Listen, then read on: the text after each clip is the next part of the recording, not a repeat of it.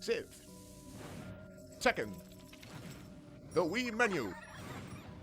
These are the ingredients to make the perfect game, but Professor Utonium accidentally added an extra ingredient into the concoction. Bonzi Buddy. And thus, Black and White was born. Alright, so this week on Show and Tell, I was thumbing through some of my dad's old stuff, and one of them is his PC, his mythical PC case, filled with hundreds of games that nobody's ever heard of in their life. And one of them holds a very special place in my heart, and one of them I stumbled across, which was this game known as Black and White. The whole premise of the game is that you are a god, and it's reminiscent of other 4X-style games like Civ or Age of Empires or Dawn of Discovery, etc. But this game really does have a lot of unique stuff with it and breaks the mold of other games in this genre.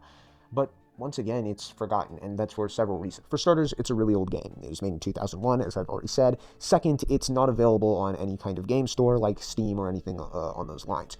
Third of all, it was never on console in the first place. The only way you'll be able to get this game is either through having a physical CD copy of the game or emulation. And finally, as I've said, the name is not very descriptive or stands out at all, and Black and White is a fairly generic name, and it has no subtitle or anything like that. It's not Black and White, Good and Evil or anything along those lines. It's just Black and White.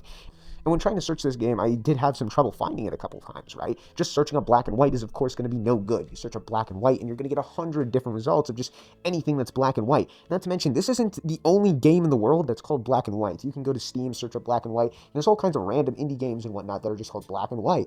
Usually they'll have a subtitle, but this has no kind of subtitle or secondary title or anything like that. It is just Black and White, nothing else. So if you're going to try and even find this game, you have to search up Black and White God Game. And even then, when you go to like images and stuff like that and all the results you get, not every single result is going to be about this game. And with things like this, you have to keep in mind the context of the time period. This is an era where console gaming was the norm. In the modern day, it's easy to be like, oh, PC gaming's the norm. And it's not out of the ordinary to do that thing. And console gaming has really started to kind of go out the window. Like, the only people who really play consoles anymore are casuals and kids. Pretty much anyone who is taking any kind of game seriously, is a competitive player, or wants to do anything in depth with gaming in the first place, is pretty much going to use PC. And it goes so far that a lot of communities won't even accept you into the community or accept you as a real gamer if you don't have a PC or if you're not on PC and whatnot. But back then, even about a decade ago, pretty much everyone was on console. Console was the norm, and console was what people played on. PC gaming was a lot more of a niche thing, and especially in the early 2000s. So the only people who'd be able to play this game are, of course, PC gamers in 2001. So pretty much just my dad. And with all that being said, the only reason I'm even aware of this game's existence is because I've played it before. Played these games before! And I have fond memories of this game as a child, and I've decided, you know what, I'm going to play it again. I'm going to play it for myself, because it's been a long time, I don't remember the game too well, and the recent state of gaming has really bummed me out a little bit, right? So I'm just going through some old games and going down memory lane and whatnot. And of course, I had to emulate this piece of shit. I'm not going to just steal it off my dad, or else he'd beat my ass. And let me tell you, I've emulated a lot of things in my time. I'm no stranger to emulation, and I've emulated a lot of stuff that has been really, really annoying, and have to get working, right? From really bad DS one-piece fighting games to Tekken Revolution, Street Fighter Cross Tekken, literally anything you have to emulate for the 360. And this one's up there. This one's up there with one of the biggest pain in my asses to actually get working, and it probably took maybe 5 or more hours to find it. And the best part is that the comment section on this game looked like this. Because you're emulating a CD game, you can't just, download, insert console here, emulator, and then just grab a .bin file, and then, boom, bada bing, throw it in, and it works, right? You can't do that. That's not how it works. It's not that convenient. You have to go in and emulate this game, of course. You got to download it, run through a bunch of shenanigans to unzip it and all that. Then, the game needs a CD code that's on the back. When you get into the game, it will not just boot up the game. To prevent people from just copying it on the disc and then sharing it with all their friends and whatnot, like this is, right? So nobody has to buy the game. You need the code on the back of the case. Of course, because you're emulating it, you don't have a code for the case. So you have to get it from the emulation website and whatnot, right? So you have to get another file that has the codes for this thing, and it gives you multiple codes, and you got to try and see which one works. And there's multiple different downloads for this game, so you don't even know which one's the right one. Then when you get the code, you go in, and the game doesn't even function right, because you know, have you ever tried to play Fallout 3, and Fallout 3 just doesn't work because of games with Windows Live? And I think a couple other games like that have that, like Batman Arkham Asylum just doesn't work, even if you just buy it on Steam. You just buy it on Steam, and it's like, oh, you need a link with games with Windows Live, and then games with Windows Live just doesn't exist. It's the same thing here. There's like some EA website shenanigans thing that it wants you to be linked with. So you need to be linked with some kind of EA servers that just don't exist since like the early 2000s. So you have to go in and you have to get a patcher, just like with the whole games with Windows Live bull. You have to get a patcher from another third-party website, an unofficial patcher, and then you can go in and it'll start to download the game, and then maybe it'll work, because if you don't do all the things in the right order, and you have to unzip different files and mess with certain things, if you don't do all of them in the right order, it won't work. So I had to do this like 2 or 3 times. Why? Because I did things in the wrong order, and then sometimes it would load and then crash, and then you gotta unload it and then uninstall it. It was a nightmare. It was a nightmare to get it running. But I did it. I did it, right? This finicky piece of emulating garbage. This finicky game, I got running after like a day of messing with it, and I played it, and it was good. So today I'm going to go through the good, I'm going to go through the bad, basically give the general rundown and the gist of what this game's about, and if anybody asks in the comment section, I can give a guide on how to emulate it, how I emulated it, how I got the game working, because like I said, it was kind of trouble to get it working, and there were a lot of comments being like, I don't know how to get this working, and then nobody was being helpful in the slightest. And then second, I'm not going to go through every little minor detail. I really want to do that. Go through numbers, go through all kinds of, stuff that I gathered and jotted down and whatnot. But I realized if I go through, because this game's not well documented. This game is not well documented at all, and there's almost little to no information on it. The most you're going to find are like 15-year-old forums and whatnot, 5 to 15-year-old forums with all kinds of different responses, and some of them are good, some of them aren't, and whatnot. So after playing through the game, I really do want to archive it and make sure I have all the information on it on one video. That's like a complete guide, everything you need to know about Black and White. But I realized, and that's what I wanted this video to be at first, but I realized that's going to be very long and very boring. And I'm telling you, it would be 2, maybe 3 hours of just me droning on and on about numbers and random stuff that nobody cares about. And if you don't think I can do that, trust me, I've made multiple videos going more than 3 hours, going 2 to 3 hours about one character in a game. If you don't think I can do that for an entire game, you are sorely mistaken. But that's not what this one's going to be. So if we can get 100 likes, on this video, I'll make that video, because that seems like something that I'd like to waste my time on. Anyway, let's get into this one, which is the short and sweet of Black and White. What's this game all about? What have I learned from this game? And what I like and what I don't like about it.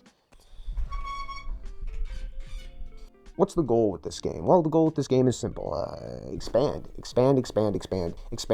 and then expand some more. How would you do such a thing? Unlike other games of this genre, usually you do this through something like military might, right? Go in, you build a military, and then you try to sweep your enemies off the board and take what's theirs. This game, it's not like that. It's about belief. You are a god, and just like a god in many other media, as well as comic book heroes, the more people who believe in you, the more powerful you become. What the belief does is increase your area of effectiveness, increase your sort of range of power, you could say. Around your village is this ring that is your, we'll call it area of influence. Within this area of influence, you can pick things up, and you can move things, and you can cast spells, which are referred to as miracles in this game.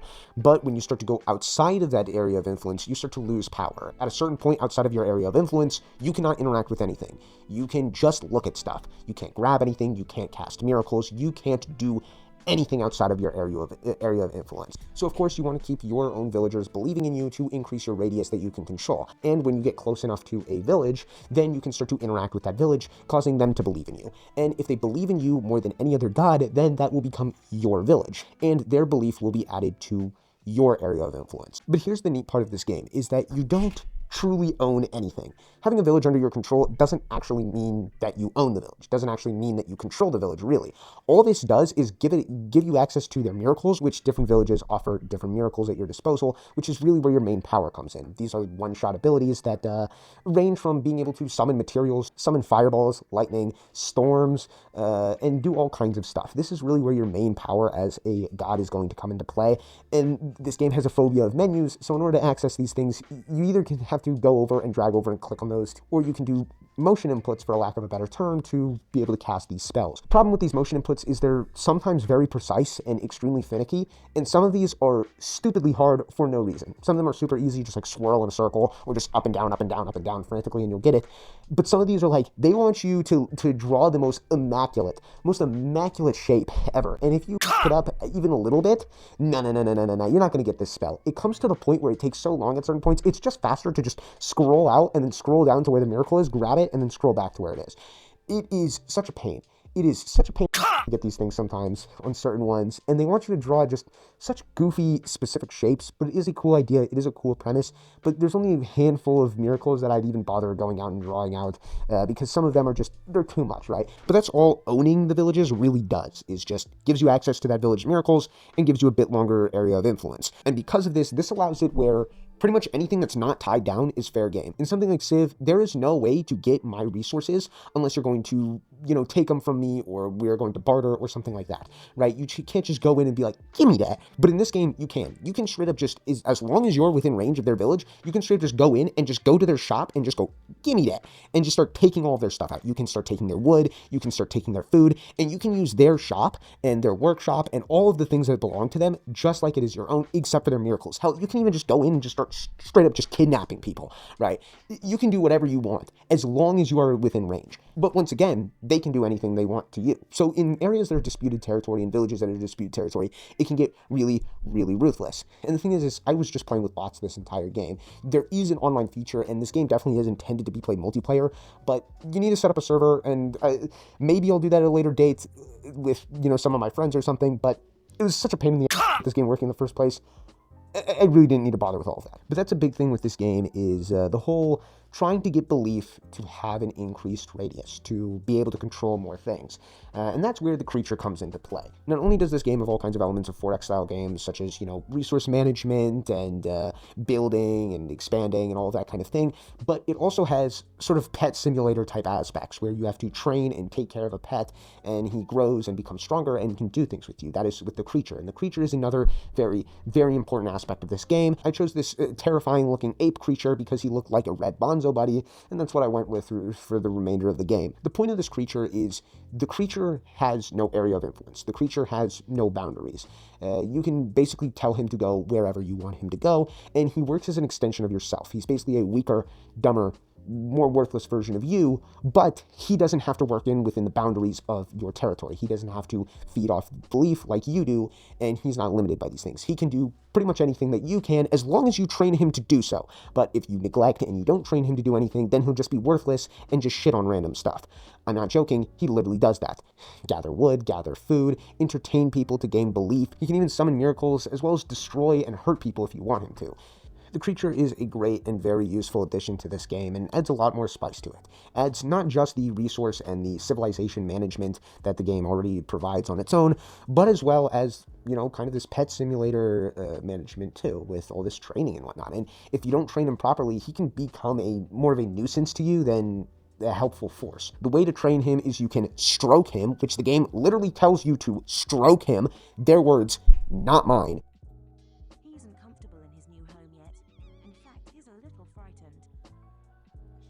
We should feed him people. You can stroke him to reassure him. I can stroke it. I can stroke him to make him feel better. That is a real sentence and a real thing they told me to do in the game. Stroke him to reassure him. What? Now stroke him by holding the action button and moving your I hand. can what? Stroking tells him you approve of him, and it makes him happy. Stop saying stroking. It's 3 times already. I can what him?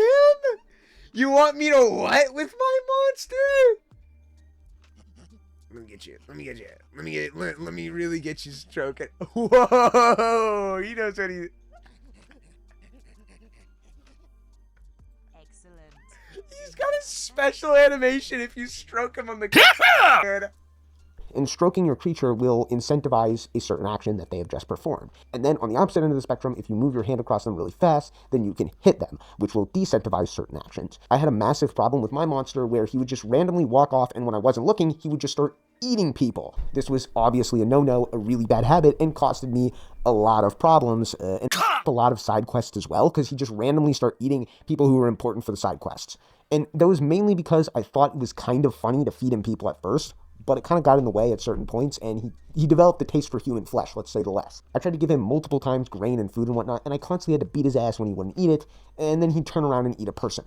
But one of the things that I find that is really, really cool about this creature is not only is it an extension of yourself, which is the main purpose of it, is pretty much he'll do a lesser version of everything you can do from a wider range, but the cool thing about the creature is you can also do creature-on-creature combat and challenge the other creatures. Now, I did really want to go into depth with this, but I think it's going to take too long.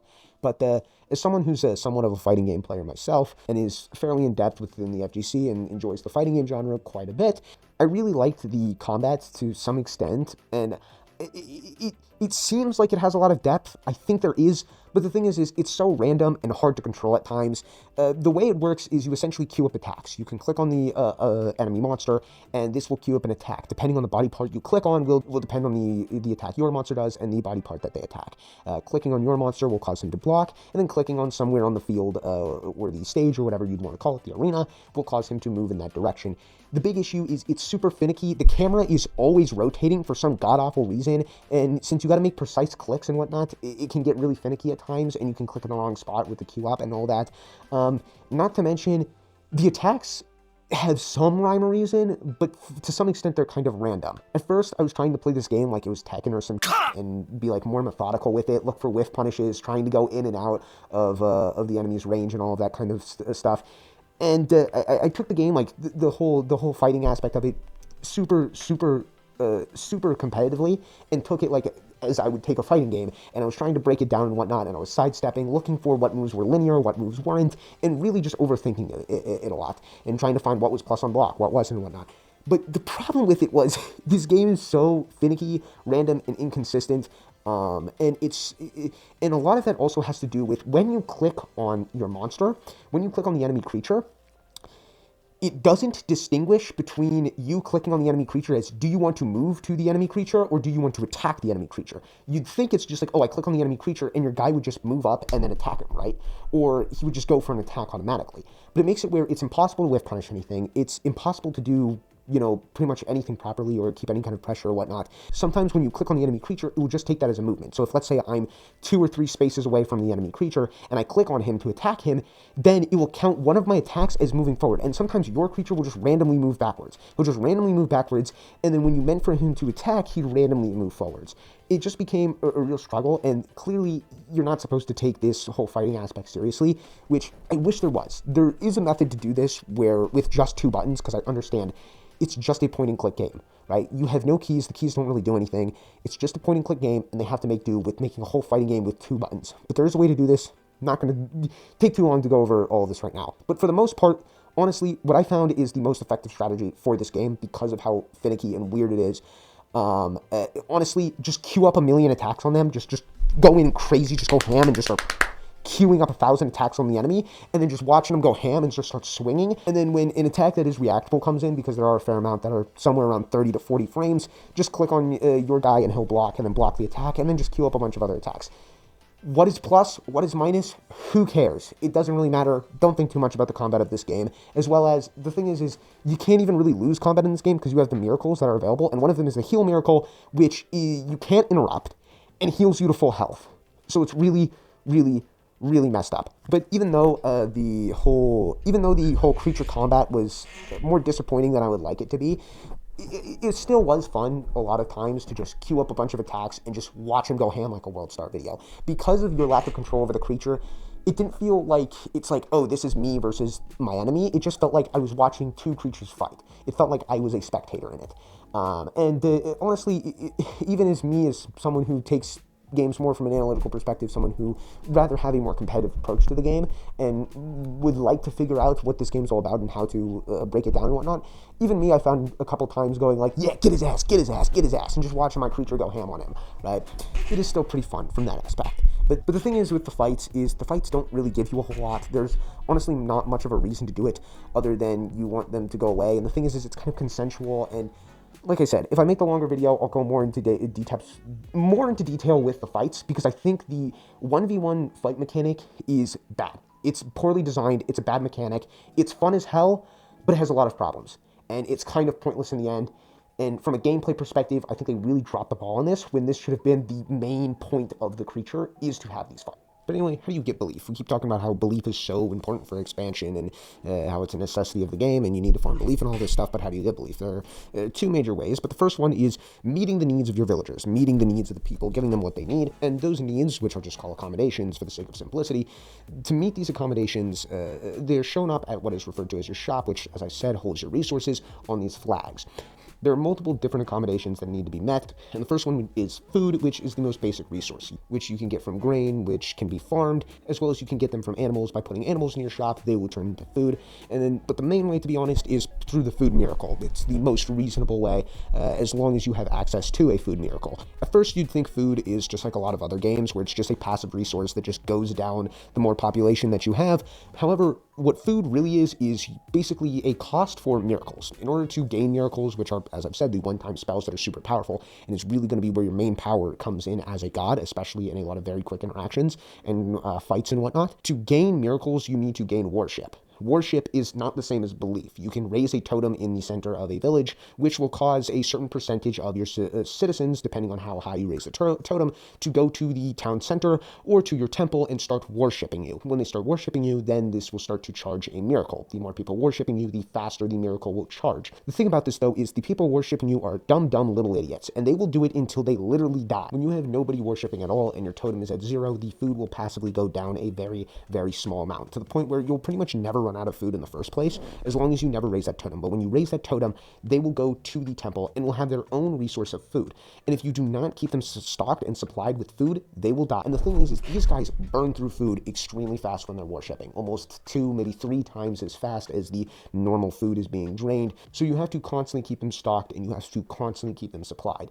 The point of the food mechanic is that it is hard to get, and it's hard to get intentionally, and this is your price for using miracles, because there really isn't any other than that, and they're extremely powerful and an essential part of the game as well. The second resource is wood. Unlike most other games where you have all kinds of different resources, you got to get stone and steel and iron and this and that and the other, there's only one resource for buildings in this game, period.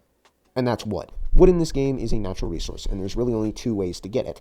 The first way is foresting. The map will already spawn with forests and random trees strewn about, and you can just pick them up, drag them, and drop them into your shop or wherever they need to get built, and they will create wood for you. However, the thing is with these trees and forests is there's only so many on the map, and they do grow back, but so slowly that they might as well not. So they're essentially a limited resource, and there's only so many in the game. The second way is through miracles. There's 2 miracles. There's the wood miracle, which gives you about 350 wood, which is essentially nothing. That's less than the average tree will give you. And then there's the forest miracle, which will give you, will spawn about, I think, 15 trees, which each tree should give you around, I'm pretty sure, I think each tree gives you around 350 to 500. It depends. So the forest miracle is really your only real way to get wood at a certain point in the game, and is essential. But as I've said, miracles cost food, and food is a resource that comes back really, really slowly as well. But wood is essential for everything. It is necessary for building buildings as well as repairing them. Then the next accommodation that needs to be met is building/expansion. Essentially what this means is your people have become too overpopulated. How do you build houses? Well, you need a workshop. And with that workshop, you need to put wood inside the workshop to build a scaffold. And with that scaffold, you can place it down, and this will build a house. And then you need more wood to go in and put onto that house, and then have builders come in and build around the scaffold to build the house. So at the end of the day, it's going to be a lot of wood for every single house. And each time you build another building in a village, the workshop demands more and more and more wood.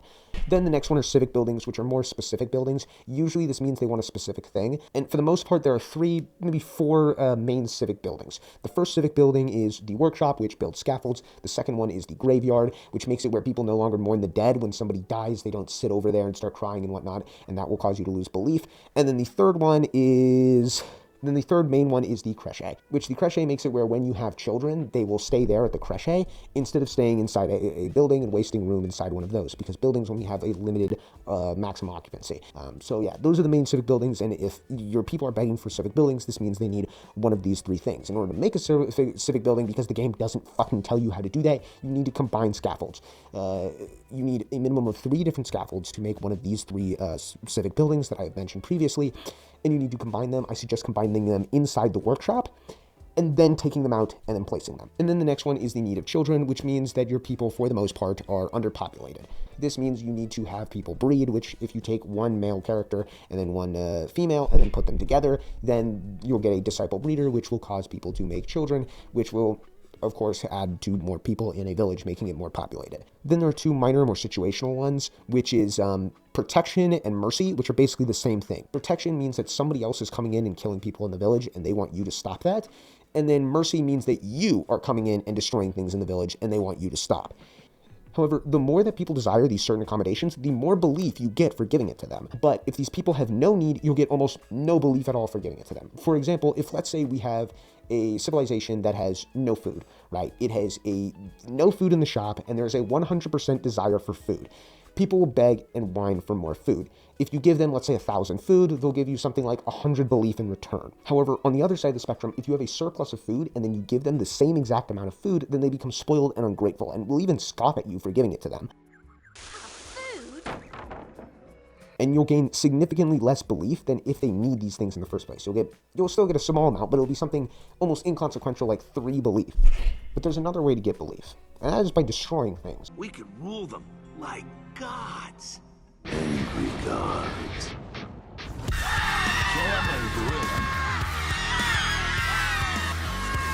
Be purged from this realm!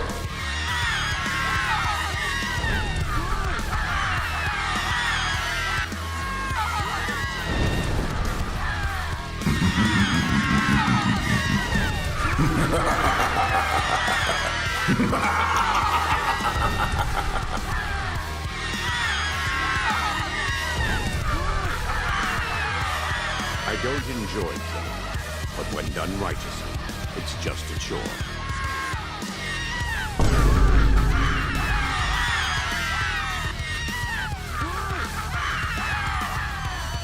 I have a question for God. Why? And that's the thing with this game is, it doesn't matter what they believe in you for, as long as they do. And as they say, it's better to be feared than loved. And doing things like killing villagers and destroying buildings gives you a large amount of belief. Now, of course, this is going to cost you in the long run. You're going to have to make more children. You're going to have to repair all of these things as well if you want to actually conquer it and whatnot, which means you're going to have to get a lot of wood. And this can get expensive if you're going too far and doing too much. However, the amount of belief you get for destruction is an exuberant amount. And it's not just effective to rain hell on an enemy's village to take it from them, but it's also effective to rain hell on your own villages, to harness even more belief. And when playing through the game, what I found to be the most effective strategy to gain the most amount of belief is to have a cycle of essentially destroying a bunch of buildings and hurting a bunch of people, and then going in and immediately healing and repairing all of the buildings and things that you destroyed. It really does create this immersive experience that makes you feel like the United States, I mean God. And to some extent, I think that this is the point of the game. I think that there is really only one logical conclusion to this game, and that the game is manufactured in a very specific way that there is only one answer to it, and that the game has one very specific point that it is trying to get across. Actually trying to meet all the accommodations and do everything you're supposed to do and trying to make your people as happy as possible is impossible. And it's a never-ending task, and it goes nowhere, and in the end will end in ruin. Every time you give one of your villagers something, they'll want another thing in return. If you start having them populate and they start getting more children, then they'll need more buildings. And if you give them more buildings, then they're going to want more children. And buildings cost wood, and then wood costs more food. And in the end, you'll have a very overpopulated society. And in the long run, people will start losing more and more belief. And the needs and the necessities for these accommodations will become too much. And at some point, you can't fulfill them. At some point, if you build too many scaffolds, if you build too many buildings, the workshop will start costing tens of thousands of wood, and you've already deforested almost everything. So the only wood you're going to get is through miracles, and miracles you're only going to get through food. And food takes a really, really, really long time to grow. And when playing through this game, trying to do the good actions, trying to do the right thing, trying to fulfill the needs, it isn't possible. I have not seen it. I do not think that this game, it is physically possible to meet every single needs of your people. And that's the point, and that's how the game is purposely designed. And when these accommodations become too big and overpopulation becomes the problem, what is the solution? Can anyone in the class whatsoever, raise their hand and tell me what you're supposed to do then? Yes, Elon? Yes, Elon, that's correct. Man, you've really been on fire recently. Here's a gold star just for you. And why don't you turn around and show the entire class? Throughout the entire game, there's both an angel and a devil that tell you what to do, and they're basically supposed to be like consultants, essentially. And a lot of other games have, NPCs like this that are kind of supposed to give you a tutorial and to help you out and hold your hand and give you like loading screen tips and whatnot, and little things to help you ease into the game and figure out the game. And that's the thing, is that's what you're supposed to think these two guys are, the demon and the angel on your shoulder. But in the end, they serve a much, much, much more grand purpose. As I think the point of the game is that if you listen to either of them, they will lead you astray.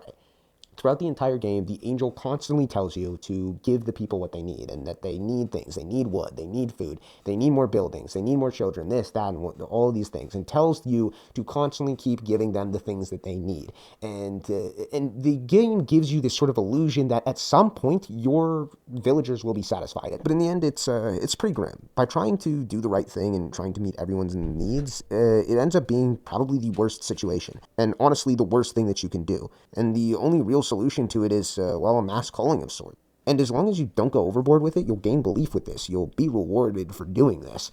And throughout the entire game, both the angel and the demon are telling you what to do and giving you advice and giving you tips and trying to lead you in one direction or the other. And the point is that doing both and trying to listen to both wholeheartedly will lead you astray and will be a terrible outcome. And one of those outcomes will have to lead into the other one. If you try to do just completely good actions and you try to fulfill all of your needs and whatnot, then your people will become spoiled, they'll become ungrateful, they'll constantly demand more, you'll have to deforest almost everything in your way, you have to use limited resources, and your people will become insatiable to the point where there is really no other solution than, a mass calling of sorts. And of course, if you go in and listen to the devil all the way, then you'll have nothing left. You'll be the ruler of ash and dust in the end.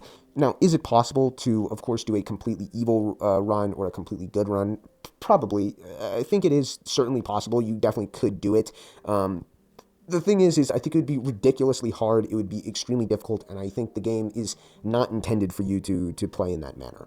I think it's intended for you to be a balancing act, essentially. And I think that's the point. I think that's the message of the game, is that there isn't truly any good or evil, and that you can't completely be good or you can't completely be evil. And the point is that good and evil are two sides of the same coin, and one action feeds into another. Yin and yang, black and white. They are opposites, but still both interconnected in a self-perpetuating cycle that never ends. And that's why the game is called Black and White. That's the point of the game, is that I believe, without specifically telling you, the whole game exists as a metaphor to teach you yin and yang. Or at least the concept that no light can exist without darkness, and vice versa. And I think only by understanding this concept and understanding really what the game is trying to get you to do, and really understanding what black and white means, then you will be able to beat the game. The people in this game are ungrateful and just indulge in blind consumption and cannot truly comprehend why you do the things that you do. And they easily forget, and it like I said, it really does make you think, not just about the whole, philosophical questions of, why does God let bad things happen and this and that and whatever. God was just farming belief with the LA fires. But it's not just about, I think it's more than just about God, but also can relate to sort of the powers that be.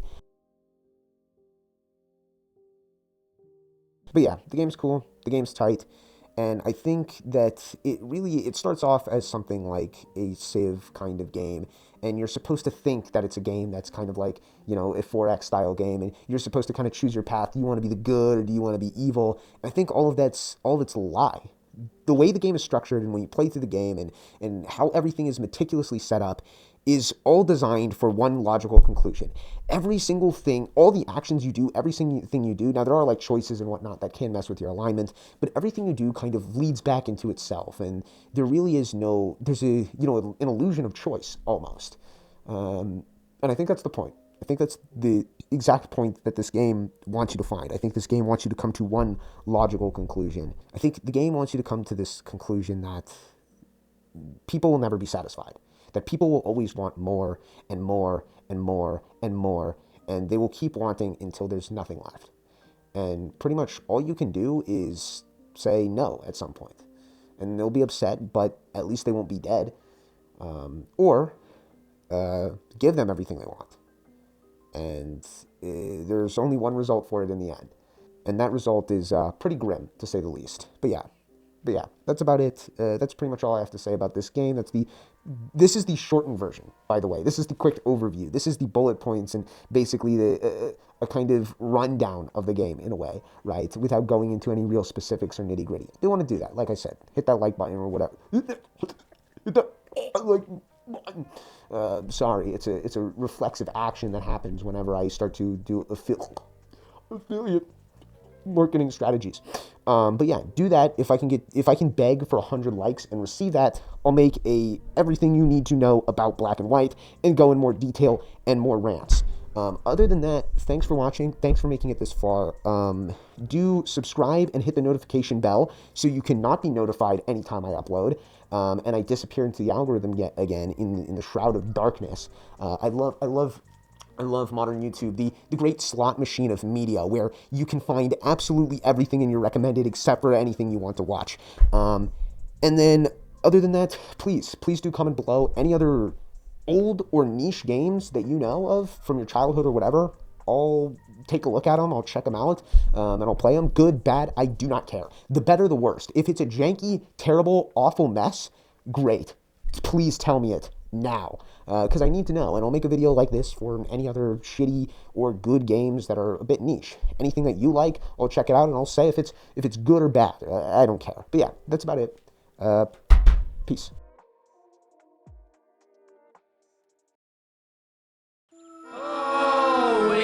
This notion that we quite like to sail the ocean, so we're building a big boat to leave here for good. We're not keen on sinking, so we're all sitting here thinking, cause we built it too big and we've run out of wood. Idly, we simply can't leave till we get some more wood. Keen on sinking, so that's why we're sitting thinking, cause we simply can't leave till we get some more wood. Oh, the boat is now finished, but there's still something on the wish list to keep us all going through the wind and the rain. There's no food on the table and we can't sail unless we're able, so we ain't going nowhere till we get some grain.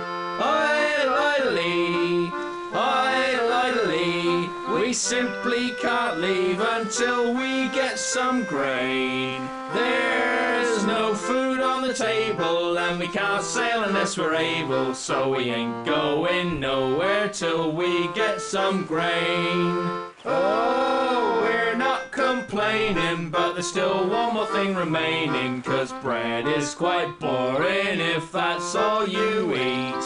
We need some flavour, so do us all a little favour, cause we ain't going nowhere till we get some meat. Idly, we simply can't leave until we got some meat. So do us a favour, find something with a little flavour, cause we're going nowhere till we get some meat.